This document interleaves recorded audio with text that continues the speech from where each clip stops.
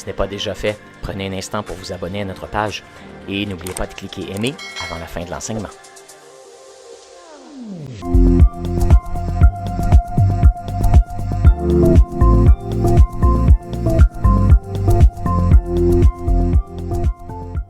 Alors, vous avez vos téléphones, si vous n'avez pas votre Bible avec vous, je vous invite à soit lever la Bible, lever votre téléphone dans lequel vous avez les Saintes Écritures, et ensemble, on va lire la déclaration. Alors, ensemble, cette Bible est la parole de Dieu. Elle est pleine de vie et de puissance. Elle discerne et révèle les sentiments et les penchants de mon cœur. Elle juge mes pensées et mes intentions les plus secrètes. Elle dévoile le cœur de Dieu pour ma vie, ma famille et mon Église. En la pratiquant, ma vie est solidement fondée dans la volonté et le règne de Dieu et je suis éternellement transformé. Amen. Amen. Amen. Alors, les amis, oui, je fais la suite ce matin de ce que j'avais commencé avec vous le 16 février. Et heureusement, on a chanté que la grâce de Dieu est ici. Parce que vous allez voir, on va en avoir besoin. Alors, je ne veux pas que vous soyez découragés durant le temps de ma prêche parce qu'il y a des moments qui ne sont pas encourageants. OK? Restez avec moi jusqu'à la fin. Parce qu'on va finir sur une note triomphante. Bon, OK. Alors, sans doute, il y en a parmi vous, vous vous souvenez du fameux film québécois en 2003 intitulé « La Grande Séduction ». Il y en a-tu qui se souviennent d'avoir vu ce film-là, « La Grande Séduction ». En fait, c'est l'histoire des habitants d'un village dans le nord du Québec qui tentent de séduire et convaincre un jeune médecin de s'installer dans leur communauté. Cette séduction-là, en fait de compte, c'est une histoire amusante et bien le fun.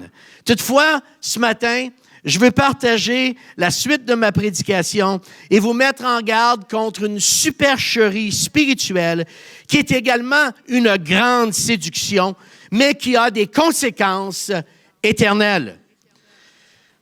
Pour ne pas devenir victime de cette grande séduction, nous devons être alertes et vigilants. Nous devons savoir discerner et interpréter la culture dans laquelle nous vivons et nous devons également de bien identifier notre ennemi spirituel afin de pouvoir lui résister. Alors, je vais juste repartager avec vous les 3 textes que j'avais partagés le 16, qui est le fondement biblique sur lequel on va reposer notre partage ce matin. Le premier, c'est le texte dans Éphésiens, chapitre 6. Si vous êtes chrétien depuis quelque temps, vous le savez par cœur. Et ce texte-là nous invite, en fin de compte, à reconnaître notre ennemi spirituel et lui résister. Paul dit dans Éphésiens 6, « Fortifiez-vous dans le Seigneur et par sa force toute puissante, revêtez-vous de toutes les armes de Dieu, afin de tenir ferme contre les ruses du diable. Car nous n'avons pas à lutter contre la chair et le sang, mais contre les dominations, contre les autorités, contre les princes de ce monde de ténèbres, contre les esprits méchants dans les lieux célestes. C'est pourquoi prenez toutes les armes de Dieu, afin de pouvoir résister. » J'insiste sur le mot « résister », vous allez comprendre à la fin, je vais vous expliquer pourquoi c'est important le mot « résister », dans le mauvais jour, dans les jours difficiles, et de tenir ferme afin de tout surmonter. Au verset 13 de ce texte-là, il nous dévoile l'identité de notre ennemi. Il dit que notre vrai ennemi, ce n'est pas les autres confessions religieuses. On a un problème avec ça au Québec. On a souvent méprisé. On s'est méprisé entre les dénominations religieuses. On a jugé les autres dénominations religieuses. Mes amis, notre vrai ennemi, ce n'est pas les confessions religieuses. C'est ni les catholiques, ni les musulmans, ni les athées. Notre vrai ennemi n'est pas humain, il est spirituel. OK? On met ça là, tout de suite, on comprend ça. Notre vrai ennemi est spirituel. Le deuxième texte que je veux partager avec vous, c'est celui dans Matthieu chapitre 16, le verset 3, où Jésus donne un enseignement sur l'importance de pouvoir discerner les signes des temps. Et les pharisiens, les sadducéens, ils demandaient au Seigneur, « Ah, Seigneur, donne-nous un miracle, donne-nous un signe. » Et Jésus leur dit, « Vous savez ce que signifie un ciel qui est rouge le soir. Donc, vous savez discerner l'aspect du ciel, mais vous ne pouvez pas discerner les signes des temps. » Vous êtes bon pour discerner s'il va pleuvoir demain, mais il est en train de dire, vous n'avez aucun concept qui vous aide à discerner le climat spirituel dans lequel nous vivons. Alors, ma question pour vous ce matin, c'est discernons-nous les changements culturels et moraux dans la société qui sont en réalité des signes d'un climat spirituel. Le troisième texte, c'est celui dans Matthieu, le chapitre 12. Et ce texte-là nous parle de l'importance de remplir notre vie de Dieu. Et dans ce texte, Jésus met ses auditeurs en garde contre une maison vide où il avertit qu'une personne qui désire faire un ménage, on va dire un ménage spirituel dans sa vie, mais qui ne remplit pas le vide qui est laissé par Dieu, il devient vulnérable à des esprits impurs. Voici le texte. Lorsqu'un esprit impur est sorti d'un homme, il va dans les lieux arides cherchant du repos et il n'en trouve point. Alors il dit, « Ah, je retournerai dans la maison d'où je suis sorti. » Il prend avec lui 7 autres esprits plus méchants que lui et la dernière condition de cet homme est pire que la première. Remarquez la dernière ligne de ce texte-là est clé pour nous ce matin. Il en sera de même pour cette génération méchante. Alors Jésus explique que quelqu'un qui fait un ménage spirituel dans sa vie, mais qui, en fin de compte, laisse vide. Il tasse les mauvaises choses, mais il ne les remplit pas il ne les meuble pas avec Dieu. Bien, cette personne-là s'expose à être dominée par un monde spirituel. Et la phrase « Il en sera de même pour cette génération méchante », par cette phrase, Jésus déclare que le principe s'applique pas seulement à une personne, mais il s'applique à une génération. Il s'applique à une nation. Lorsqu'une nation abandonne Dieu, elle s'expose à être remplie par des principautés spirituelles maléfiques. Alors, prenons quelques minutes pour examiner qu'est-il arrivé au peuple juif lorsqu'ils ont abandonné Dieu. Alors, si vous êtes croyant depuis quelque temps, vous connaissez bien l'histoire de la libération du peuple juif qui ont sorti de l'Égypte, là où ils avaient été esclaves pendant 400 ans, une sortie extraordinaire, une sortie où ce que Dieu a manifesté sa puissance de toutes sortes de façons. Et on voit que, étant donné que les Juifs avaient été exposés pendant toutes ces années à des idoles et à des dieux étrangers, Moïse voulait s'assurer que le peuple suivrait le Dieu d'Abraham, d'Isaac et de Jacob, et non les dieux qu'ils avaient vus en Égypte. La Bible nous déclare, lorsqu'on lit le récit dans Exode, la Bible déclare qu'au début de ce parcours, ils ont suivi Dieu. Mais à un moment donné, ils ont été séduits par les dieux des nations environnantes. Il y a un texte dans Deutéronome, chapitre 32, le verset 15, où Moïse décrit l'infidélité du peuple juif en disant, « Ah, Israël est devenu gras, il a regimbé, tu es devenu gras, épais, et replet. Il a abandonné Dieu, son Créateur. Il a méprisé le rocher de son salut. Ils ont provoqué sa jalousie avec des dieux. Et le mot ici, en hébreu, c'est Shedim, avec des dieux étrangers. Ils l'ont irrité par des abominations. Ils sacrifient à des démons qui ne sont pas Dieu, à des dieux Shedim, qu'ils ne connaissaient pas, remarquez bien là, qu'ils ne connaissaient pas de nouveaux venus, donc c'est de nouveaux dieux pour le peuple d'Israël, arrivés depuis peu que vos pères ne vénéraient pas. Rappelez-vous de ce texte-là, parce qu'on va y revenir et on va voir comment ça s'applique à nous aujourd'hui. Alors, il nous dit, vous avez abandonné Dieu. Il dit, le peuple juif, vous avez abandonné Dieu. Vous avez commencé à faire des sacrifices à de nouveaux dieux, à des dieux que même vos pères ne vénéraient pas. Wow! Le mot hébreu qui traduit les entités spirituelles dans ce texte, c'est le mot « shedim ». Et dans le Nouveau Testament, le mot « shedim » se traduit en grec par le mot « daimon », qui signifie une divination démoniaque. Et on retrouve ce mot dans 1 Corinthiens, chapitre 10, au verset 20, où il y a un débat à savoir si les chrétiens doivent manger des viandes qui ont été sacrifiées aux idoles. Et voici ce que Paul dit. « Je dis que ce qu'ils sacrifient, qu'ils le sacrifient à des démons et non à Dieu. Or, je ne veux pas que vous soyez en communion avec les démons, avec les daimons, qui est traduit en hébreu par le mot « shedim ». Donc, on retrouve le concept des faux dieux dans l'Ancien Testament, des faux dieux également dans le Nouveau Testament. Et Paul explique que derrière les idoles, derrière les dieux de la mythologie de son temps, de la période du Nouveau Testament, il y avait des principautés maléfiques. En fin de compte, ces esprits, on les retrouve dans l'Ancien Testament, on les retrouve dans le Nouveau Testament, et ces esprits sont toujours à l'œuvre dans le siècle présent. Et ils ont exactement la même mission. Si vous voulez savoir c'est quoi leur mission, lisez l'Ancien Testament, lisez le Nouveau Testament, ils ont exactement la même mission. Et leur mission, c'est de séduire les humains et de les éloigner du seul vrai Dieu. Alors, rappelez-vous de l'avertissement que nous avons lu au début dans le texte de Matthieu.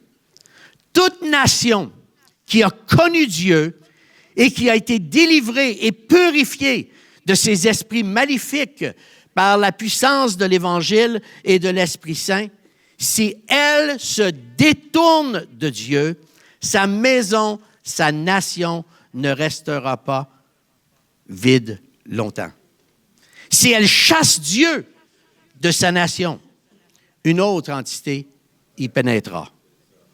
Et les esprits qui reviennent sont pires que celles qui ont été expulsées. Alors, c'est quoi les ruses du diable? C'est quoi les ruses et les tactiques du diable? Moi, ça m'intéresse, surtout en tant que vétéran. Tout ce qui concerne ruses et tactiques et vaincre l'ennemi, là, pour moi, c'est important.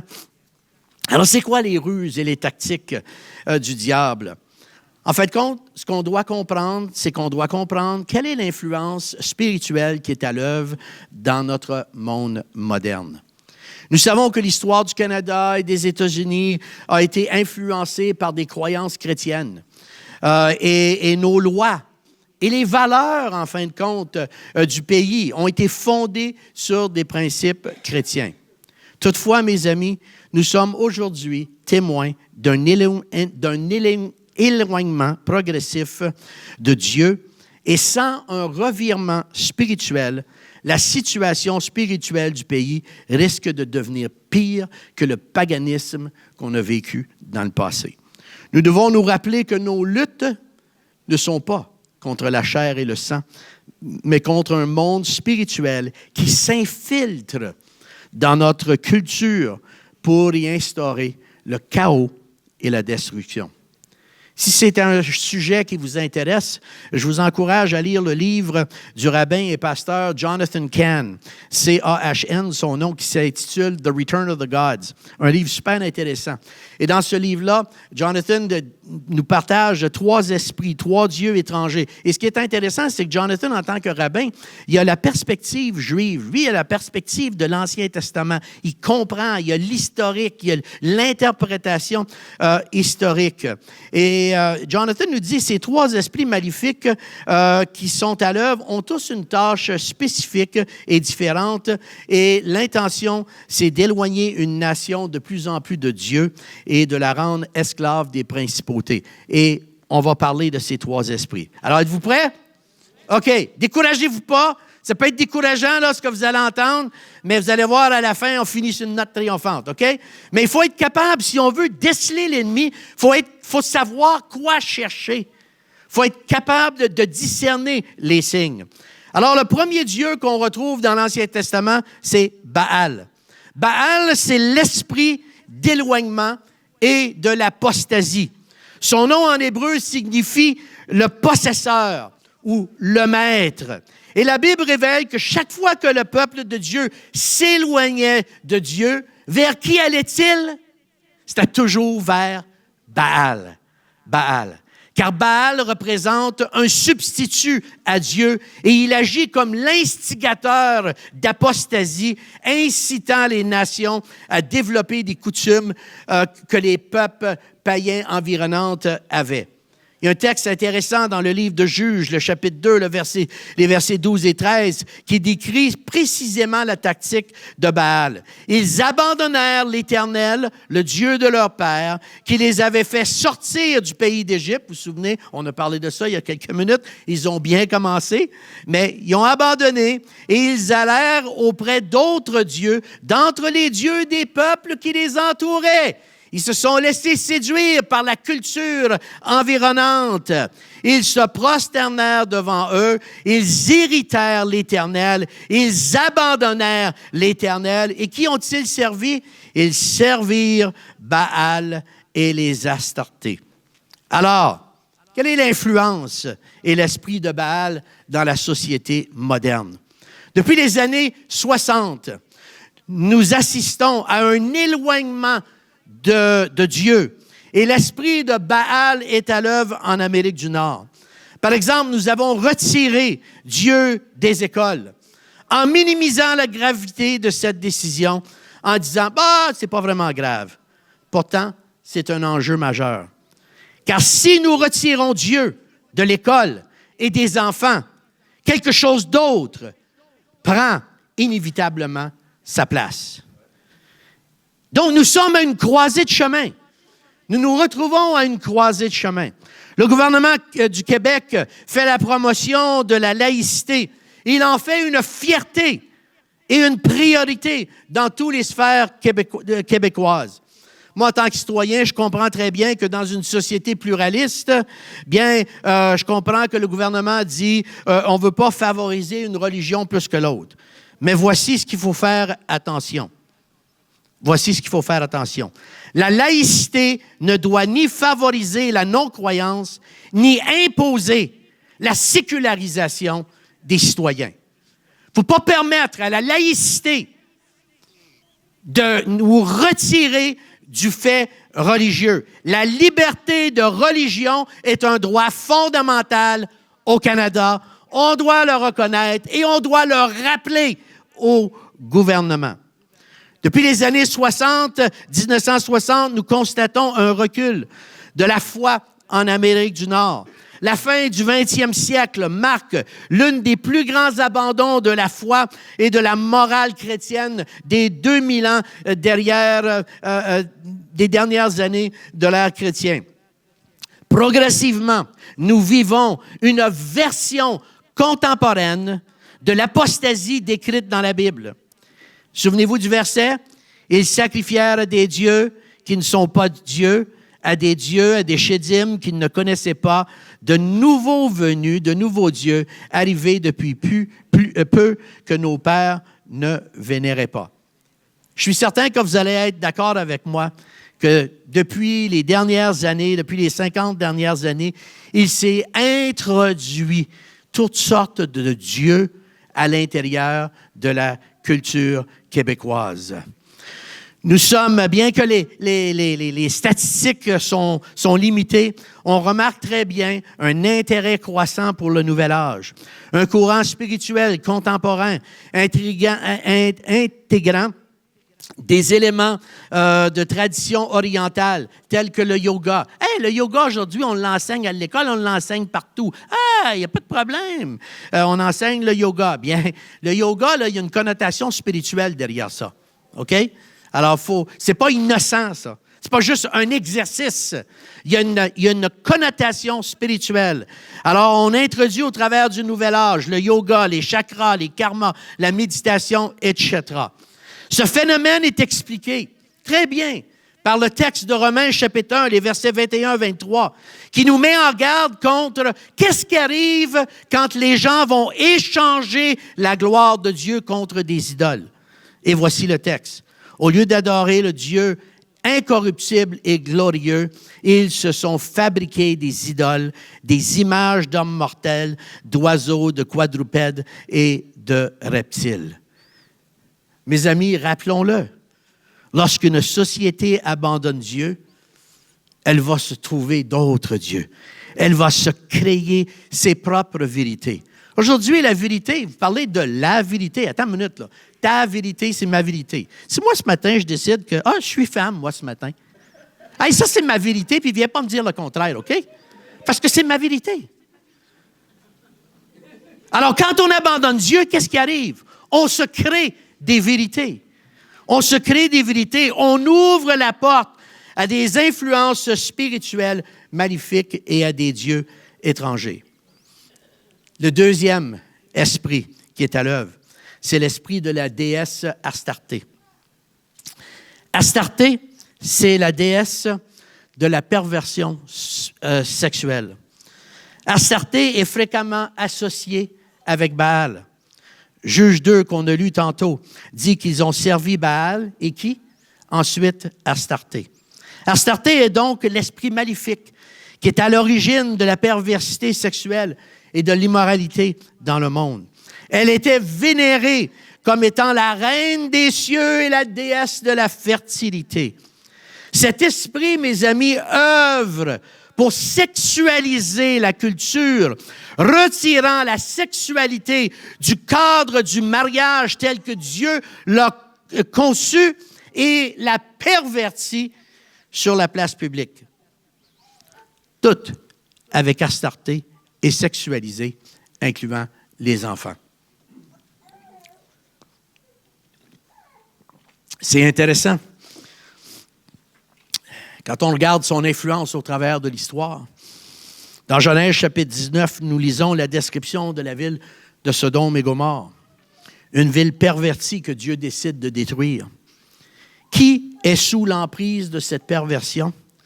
Au verset 4, il dit « Il n'était pas encore couché que les gens de la ville, des gens de Sodome, entourèrent la maison de Lot, depuis les enfants jusqu'aux vieillards. » Et qu'est-ce qu'ils voulaient?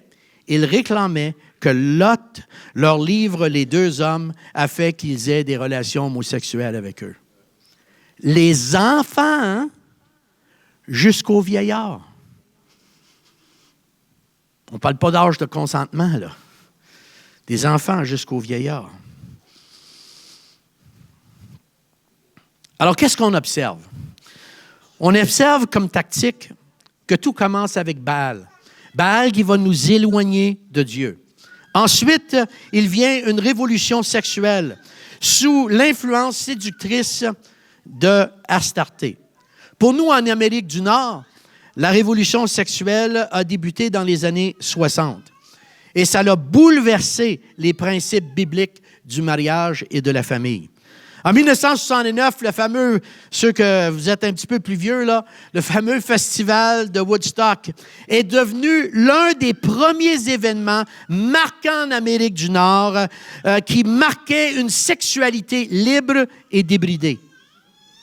Et quelles ont été les conséquences de la révolution sexuelle? Ce changement de culture et de valeurs a entraîné un rejet de la moralité biblique qui offre depuis 2000 ans un cadre sain pour la sexualité, la famille et le mariage. Depuis lors, la sexualité dépravée s'est normalisée. C'est incroyable parce qu'aujourd'hui, on est même en train de contester que la pédophilie, on est en train d'attribuer. La pédophilie, c'est peut-être, c'était une maladie. Ah ben non, c'est peut-être pas une maladie, c'est peut-être normal. On est en train de normaliser une sexualité déprivée. Et l'industrie de la pornographie est en explosion au Canada. Aujourd'hui, le Canada, je regrette de vous le dire, est l'un des leaders mondiaux dans la production et dans la diffusion du contenu pornographique. Vous voulez des sujets de prière? Je vais vous en donner. OK?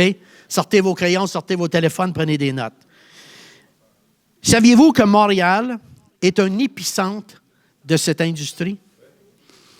La compagnie MindGeek, la plus grande entreprise de pornographie au monde, qui est propriétaire des sites comme Pornhub, RedTube, YouPorn, compte 1000 employés dans la ville de Montréal. Ils sont sur la rue des Caries. Je ne vous donnerai pas l'adresse, là, mais je la connais, j'ai fait des recherches. Moi, j'ai fait là, presque 25 pages de recherche sur ce que je suis en train de vous donner. Je n'ai jamais tant fait de recherche de ma vie pour une prédication. OK? Mais ils sont situés à Montréal. Ils ont 1000 employés. En mars 2023, la presse a révélé que MindGeek a été acheté par une compagnie qui s'appelle Ethical Capital Partners, une société d'investissement d'Ottawa qui prétend, j'ai été lire leur site web, et voici ce qu'ils disent. Nous, on veut mettre l'éthique au cœur de nos décisions d'investissement. Pourtant, il n'y a rien d'éthique à posséder une entreprise accusée de diffuser la pornographie infantile et des vidéos d'agression sexuelle. MindGeek génère des milliards de vues mensuelles, dominant ainsi l'industrie pornographique mondiale. Mais notre ennemi, mes amis, ne sont pas ceux qui travaillent chez MindGeek. Les autres font partie de la séduction, OK? C'est pas eux, notre ennemi. Notre ennemi, c'est l'esprit d'Astarté qui inonde le monde de pornographie et de perversion. L'effet de la pornographie est néfaste et voici son impact dévastateur. La pornographie retire la sexualité de l'exclusivité du mariage, affaiblit les unions et elle finit par détruire les familles. Mais encore pire que ça, elle empoisonne l'esprit de nos enfants qui sont exposés à des contenus destructeurs dès leur plus jeune âge. À l'époque de l'Ancien Testament, Astarté possédait une armée de prêtres dépravés, mais aujourd'hui, elle veut posséder la génération de nos enfants. Elle veut posséder la génération de nos enfants. Astarté est également associé avec le transgenrisme. Ah, vous pensiez que c'était nouveau? Attachez votre sucre, là. J'ai fait des recherches là-dessus. Mes recherches sur la déesse Astarté m'ont permis de découvrir qu'elle promouvait le transgenrisme. Elle disait d'elle-même, « Je suis femme, je suis homme. Je suis les deux. » On entend ça aujourd'hui? Des textes mésopotamiens et babyloniens rapportent que ces prêtres renonçaient à leur masculinité. Ces nouveaux prêtres portaient des vêtements féminins, se maquillaient et adoptaient des comportements féminins. Est-ce que ça vous rappelle des phénomènes contemporains? À l'époque de l'Ancien Testament, il existait déjà des drag queens. Beaucoup pensent que la question transgenre est récente, mais mes amis, elle remonte à des millénaires. L'esprit d'Astarté a contribué à déconstruire la sexualité telle que Dieu l'avait imaginée. Les textes mésopotamiens décrivent des parades en l'honneur de la déesse. Et voici la description qu'on lit. Les hommes habillés en femmes, des femmes habillées en hommes, des prêtres masculins défilant en vêtements féminins et des femmes adoptant des comportements masculins. Aujourd'hui, les gens voient les parades colorées de la communauté LGBT et pensent que c'est un nouveau phénomène. C'est faux, mes amis. C'est faux. Ça existait dans l'Ancien Testament. Ça existait même à l'époque du Nouveau Testament. Jérôme, l'historien, au IIIe siècle, raconte, il explique ces parades de fierté Au 3e siècle, il expliquait les parades de fierté. Je reviens à ma question. Discernons-nous le climat spirituel d'une société qui est envahie d'entités spirituelles utilisant des tactiques et des armes que bien souvent nous ignorons? Est-ce qu'on est capable de discerner qu'est-ce qui se passe vraiment? Le 3e esprit est celui de Moloch. Moloch, c'est l'esprit du Dieu destructeur. Baal éloigne les gens de Dieu. Astarté sexualise la société et détruit toute moralité. Et Moloch, lui, amène le chaos et la destruction dans une nation. Premier roi au chapitre 11, le verset 7, un texte à nous faire pleurer, nous dit, à l'époque de sa vieillesse, de la vieillesse de Salomon, ses femmes inclinèrent son cœur vers d'autres dieux. Salomon alla après d'Astarté, divinité des Sidoniens, et Salomon fit ce qui est mal aux yeux de l'Éternel, et il ne suivit point pleinement l'Éternel comme David son père. Alors Salomon bâtit sur la montagne qui est en face de Jérusalem. Imaginez-vous en face de Jérusalem. Quel culot! Il bâtit un autel à qui? À Kemosh et à Moloch. Wow! Il est intéressant de noter dans Lévitique, au chapitre 18, le verset 21, Dieu qui a catégoriquement averti le peuple juif, « Tu ne livreras aucun de tes enfants pour le faire passer à Moloch. » Moloch était le dieu auquel on offrait des sacrifices vivants, surtout le sacrifice des enfants. Depuis la Première Guerre mondiale, le manque de respect pour la vie humaine est observable à travers plusieurs phénomènes globaux. Ceci témoigne d'un affaiblissement des valeurs fondamentales liées à la dignité et au caractère sacré de la vie. Et en voici quelques-uns. Premièrement, on voit une augmentation des avortements. Dans plusieurs pays, l'avortement est devenu une pratique courante. Il faut faire... Ce matin, je veux juste faire une petite parenthèse, surtout avec l'avortement. C'est extrêmement important qu'on ne juge pas et qu'on ne condamne pas des gens qui ont eu des avortements. OK? On ne met pas de jugement sur personne. Il faut comprendre, là, on a besoin d'entourer ces gens-là avec l'amour et la grâce de Dieu. Mais l'avortement est devenu une pratique courante, avec des millions de bébés qui sont avortés chaque année. L'idée que la vie commence à la conception est de plus en plus contestée, ce qui conduit à une banalisation et la destruction des vies à naître. Deuxième phénomène qu'on voit, c'est la culture de la mort. La culture de la mort qui est en croissance. Et elle se pratique à travers l'euthanasie, le suicide assisté et l'aide médicale à mourir. Aujourd'hui, si vous avez un bien-aimé qui est sur un lit d'hôpital et qu'on ne sait pas comment est-ce qu'on va faire pour le restaurer, ça se peut qu'on vous offre rapidement l'aide médicale à mourir afin de la soulager de sa douleur.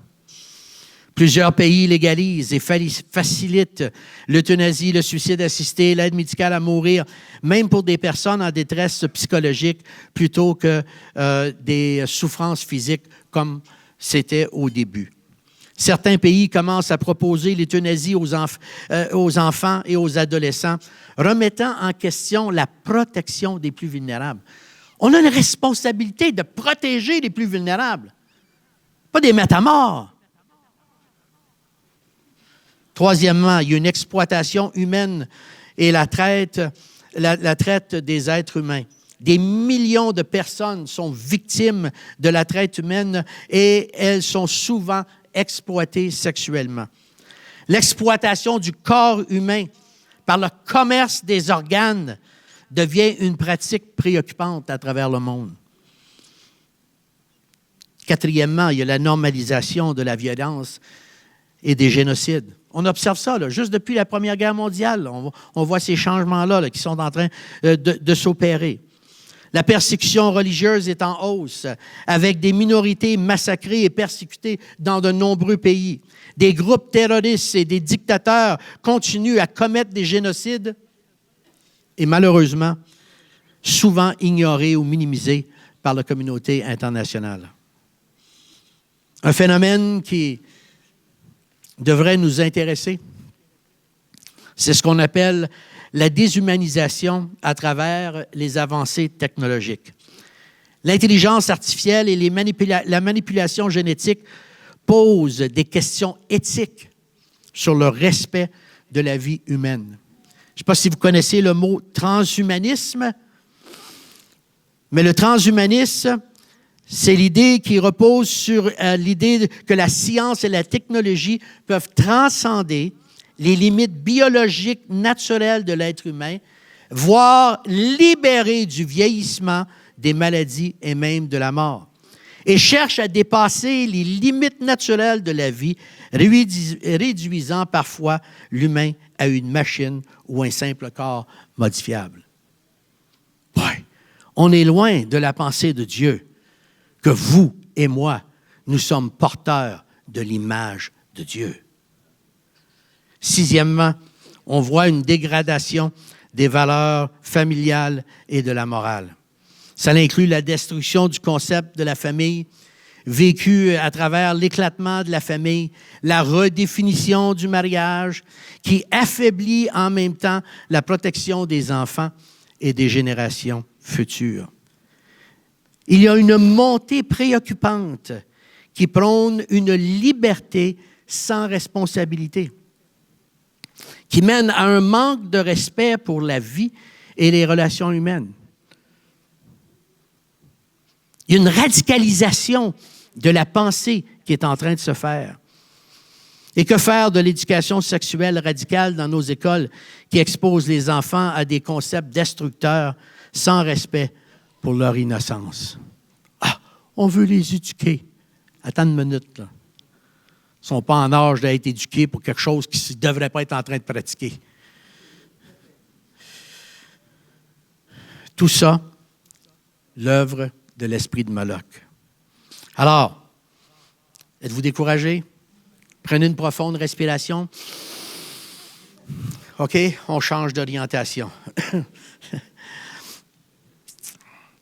savez, plus que c'est noir et vous allumez une lumière, plus que vous allez voir la lumière. Si c'est éclairé, on a de la misère à voir la lumière. Mais quand c'est noir, tu sais, entre chien et loup, on voit un peu mieux. Et durant la nuit, on voit vraiment la lumière. Alors, il faut se rappeler que Jésus nous appelle à un combat spirituel audacieux. OK? Le Seigneur nous appelle à un combat spirituel audacieux. On se rappelle les instructions que Paul a données dans Éphésiens chapitre 6 au verset 11. « Revêtez-vous de toutes les armes de Dieu afin de pouvoir tenir ferme contre les ruses du diable. » Paul utilise un langage militaire pour rappeler aux croyants qu'on doit tenir ferme dans la victoire qui nous a déjà été acquise par Jésus lors de sa crucifixion et sa résurrection. Il y a un verset, mes amis, là, soulignez-le dans votre Bible, mettez un signet à cette page-là, Colossiens chapitre 2, le verset 15, qui dit « Il, en parlant de Jésus, a dépouillé les dominations et les autorités. Il les a livrées publiquement en spectacle, en triomphant d'elles par la croix. » Le mot « dépouiller » dans ce verset signifie ôter, désarmer, enlever. Et ce texte déclare que Jésus a retiré l'autorité que les puissances spirituelles détenaient sur les humains. Le Seigneur a retiré cette autorité-là. Donc, une fois que c'est retiré, on ne veut pas leur donner. Hein? On ne veut pas laisser la maison vide. Les croyants de Jésus n'ont pas à craindre ni à être intimidés par les puissances diaboliques. Car Jésus a triomphé d'elles et il les a livrées publiquement en spectacle. Ce contexte que Paul donne ici avec la compréhension militaire est extrêmement important. Parce que dans l'Empire romain, lorsqu'un commandant revenait de la guerre, Il paradait dans la ville. Lui, il était le premier de la parade. Derrière lui, il y avait ses officiers, il y avait sa troupe. Derrière sa troupe, il y avait les rois qui avaient conquis et il y avait tous les sujets du roi ou des rois qui avaient été conquis. Et il les paradait dans la ville publiquement en spectacle pour démontrer la victoire qu'il avait eue sur eux. Wow! C'est intéressant, parce que Paul utilise le même concept pour nous. Mes amis, Paul rappelle aux Colossiens que la croix est le lien qui a acquis la victoire, pas seulement de notre pardon, mais aussi du triomphe sur le mal. La croix n'est pas seulement un symbole de mort. Non, quand on voit la croix, on pense à la mort de Jésus. Mais la croix n'est pas seulement un symbole de mort, c'est un symbole triomphant de Jésus. Donc, les croyants n'ont pas à craindre les puissances spirituelles maléfiques que Jésus a déjà vaincues. Et c'est la raison pour laquelle il nous dit, il ne dit pas « allez combattre les esprits ». Non, non. Il dit « tenez ferme contre les ruses de l'ennemi ». Il ne nous invite pas à partir en guerre contre tous les esprits, là. Non, non, il dit, tenez ferme. La guerre a déjà eu lieu, la victoire a déjà acquis. Maintenant, nous, ce qu'il faut faire, c'est ne pas donner le terrain que Jésus a acquis. Il ne faut pas le donner à l'ennemi. Il faut tenir ferme sur le terrain que le Seigneur nous a donné. Il faut tenir ferme. Et pour pouvoir tenir ferme, bien, il faut discerner les signes des temps. Le climat spirituel dans lequel nous vivons. Et l'une des meilleures façons pour l'Église de résister, c'est de remplir notre mission de faire de toutes les nations des disciples. Une des meilleures manières de résister, c'est d'évangéliser, c'est de partager notre foi, c'est de partager ce que le Seigneur fait dans notre vie, c'est d'être un témoignage à la gloire de Dieu. L'Église doit discerner les ruses de l'ennemi et l'Église doit être une voix prophétique pour cette génération. L'Église doit devenir la conscience de la nation. La conscience de la nation. En contribuant à la moralité et l'éthique au sein du pays, en dénonçant les injustices, en défendant les valeurs fondamentales qui protègent la société d'une complète déchéance. C'est notre rôle. Il est temps pour les activistes. Ceux de vous, là, que votre sentier là, sacré, c'est des activistes. Hey, attachez votre sucre un matin, là, OK? Parce qu'il est temps pour les activistes d'élaborer des stratégies pour éclairer les décisions collectives, d'alerter les dérives morales que l'on vit en société et d'inspirer un changement. Être la conscience d'une nation signifie de ne pas se taire face à l'injustice, mais plutôt d'agir avec courage. Et je rajoute, avec sagesse. Il ne faut pas agir n'importe comment. Il ne faut pas agir n'importe comment. Il faut être stratégique. Il faut que l'Église de Jésus-Christ soit stratégique dans son intervention. L'intervention doit être réfléchie. Réfléchie. En tant que chrétiens, nous devons également prier pour notre sanctification. Il était un temps où on pouvait être chrétien, avoir un pied dans le monde, un pied dans l'Église. Mais je vous le dis, mes amis, là, dans les années qui viennent, OK? 3, 4, 5 prochaines années, ça va devenir de moins en moins possible. Il faut prier pour notre sanctification. Il faut pratiquer et modeler la justice. Il faut aimer la miséricorde et marcher humblement devant notre Dieu. Il est temps que nos bottines soient en lien avec nos babines. On a beau crier sur le haut des toits, Dieu, Dieu, Dieu, et la moralité et tout. Mais si nous, on ne vit pas une vie en règle avec les principes de Dieu, mes amis, notre témoignage ne vaut absolument rien. On est rendu à cette phase-là. Là. J'invite l'équipe de louange à s'avancer.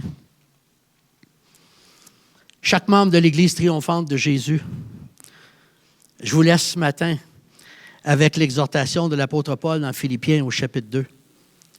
Faites toutes ces choses sans murmure ni hésitation, afin que vous soyez irréprochables et purs, des enfants de Dieu irrépréhensibles, au milieu d'une génération perverse et corrompue, parmi laquelle vous brillez comme des flambeaux dans le monde. Oh, wow! On n'est pas défait, là. OK? On est peut-être étourdi un peu parce qu'on n'a pas beaucoup discerné ce qui se passait. Et là, soudainement, on est en train de prendre conscience du plan et des tactiques. On est peut-être sonné un peu, mais mes amis, on n'est pas terrassés. On n'est pas terrassés. L'Église doit être un flambeau dans un monde obscur afin de briller parmi cette génération perverse et corrompue. C'est l'appel que le Seigneur nous donne. Il y en a qui disent des fois, « Oh, j'aurais aimé ça vivre au temps de Jésus. » Sais-tu quoi? Ce qu'on est en train de vivre, là, c'est ce que... Lisez bien, là, le Nouveau Testament. C'est ce que l'Église primitive vivait, elle aussi. Elle aussi, elle était exposée à Baal, à Astarté, à Moloch. Vous autres aussi. Alors, si vous voulez vivre au temps de Jésus, ben, levez-vous demain matin, puis vous dites-vous, « Je suis en train de vivre au temps comme Jésus. » C'est un privilège pour nous de vivre en tant que témoins à cette époque précise dans le calendrier de Dieu. Parce que de même que le Seigneur a confié à l'Église primitive le début de son Église, le Seigneur nous confie à nous la suite. Il nous confie à nous la responsabilité d'être un témoignage et d'être l'Église véritable de Jésus-Christ dans un monde corrompu et déchu. Alors proclamons la vérité avec sagesse. Soyons des porteurs de lumière audacieux, car il n'y a qu'un seul Sauveur, et son nom, c'est Jésus. Aucun nom n'est comme le sien. Et on va terminer en chantant justement ce chant, le nom de Jésus. Amen.